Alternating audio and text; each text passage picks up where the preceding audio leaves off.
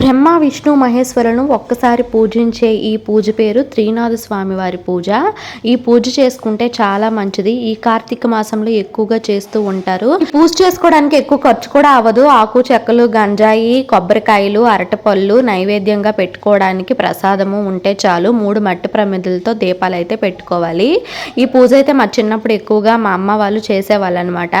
మా ఊర్లో ఈ కార్తీక మాసం వచ్చిందంటే చాలు అందరూ పూజలు చేసేవారు. లైన్గా ఒక్కొక్కరి ఇంటికి వెళ్ళి కథ విని ప్రసాదం తీసుకొని వచ్చేవాళ్ళం అనమాట. ముసలి మామలు ఉండేవాళ్ళు కదా, వాళ్ళైతే కథ చదవమని చెప్పేవాళ్ళు. అవి కూడా మేము చదివి పెట్టేవాళ్ళమే.